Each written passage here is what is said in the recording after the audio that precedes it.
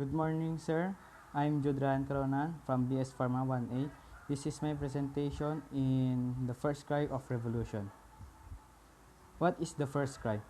Revolution which would free the Philippines from the Spanish oppression. The event happened after the Katipunan was exposed on August 19, 1896.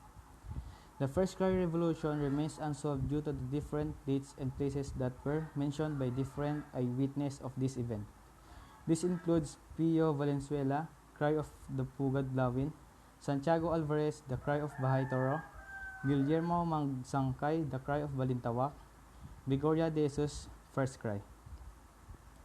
Cry of Pugad Lawin, Pio Valenzuela. He was an official of the Katipunan and a friend of Andres Bonifacio. In his version, he told that the prime staging point of the cry was in Balintawak on Wednesday of August 26, 1896. He held this account when the events are still vivid in his memory. Later, he wrote his memoirs of the revolution without consulting the written documents of the Philippines Revolution and claimed that the cry took place at Pugad Lawin on August 23, 1896. The Cry of Bahay Toro. Santiago Alvarez is not an eyewitness of this event, although he was in Cavite at that time. This is the version of the first cry. The version of him is not given of equal value as compared with the others' version, for authors of other accounts are actually part of the historic event. In morning 10 o'clock that Sunday morning 23 August In morning 10 o'clock that Sunday morning 23 August 1896, they arrived at Bahay Toro. The number of Katipuneros grown to more than 500 and the house, yard, and warehouse of Cabeza Melchora was crowded with the Katipuneros. The generous hospitality of Cabeza Melchora was no less than that of Apolonio Samson. She also opened her granary, and he had a plenty of rice pounded and animals slaughtered to feed the Katipuneros. The following day, Monday 24, more Katipuneros came and increased our number to more than 1,000. The Supreme called a meeting at 10 o'clock that morning inside Cabezang Melchora barn. The Cry of Balintawak. Masangkay said the first cry happened in Balintawak on August 26, 1896. Magsangkay accounts was used by the government and civic official to fix date and place of the first cry, which was kept with the erection of the monument to the heroes of 1896 in that place. In an interview published in the newspaper Bagong Buhay on August 26, 1957, Magsangkay changed his narrative stating that the revolution began on August 23, 1896, similar to the assertion of Dr. Pio Valenzuela, but Magsangkay date was later changed again when his granddaughter Soledad Buherler Borromeo cited sources including the Magsangkay papers that the original date was August 26.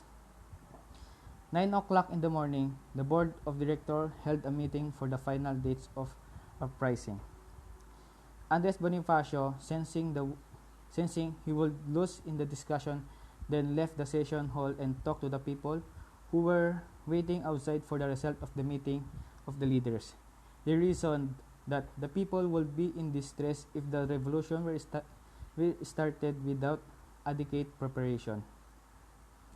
5 o'clock in the afternoon, Spaniards were coming to them as their organization was discovered and they are all marked men. Bonifacio asked the people, if it's true that you are ready to revolt, I want to see you destroy your cedulas. It will be the sign all of us have declared our severance from the Spaniard. With tears in their eyes, the people, as one man, pulled out their cedulas and tore them to pieces. It was the beginning of the formal declaration of the separation from Spaniard rule. When the people's pledge was obtained by Bonifacio, he returned to the session hall and informed the leaders of what took place outside. The people wants to revolt and destroy their cedulas. Bonifacio said, "So now we have to start uprising, otherwise the people by hundreds will be shot. And when this was decided, the people outside shouted, "Long live the Philippines Republic." First cry. Gregoria de Jesus is the wife of Andres Bonifacio.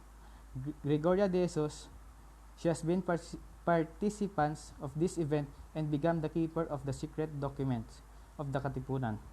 Through his friend, she learned that the Spanish were coming to arrest her. Immediately, she fled to the town at 11 o'clock at night, secretly going through the rice field to La Lorna with the intention of returning to Manila.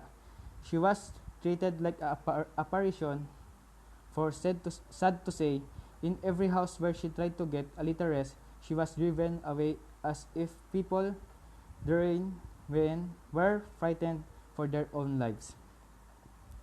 In her account, the first cry happened near Caloocan on August 25, 1896.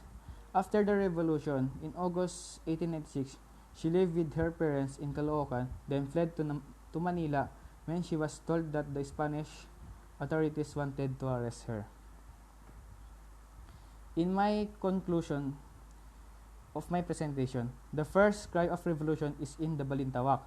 According to Magsangkay accounts, the revolution happened in August 26, 1896, and he is in the event with Andres Bonifacio. The first cry is a historical event where the Filipinos tore their cedula, which for Andres Bonifacio is the sign of the slavery of the Filipino to the Spaniard. The cry of Balintawak is a cry of freedom.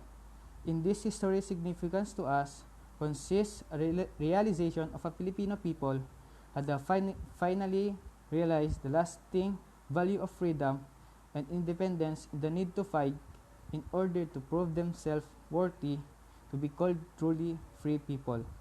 This is all about my presentation, sir, and thank you. God bless.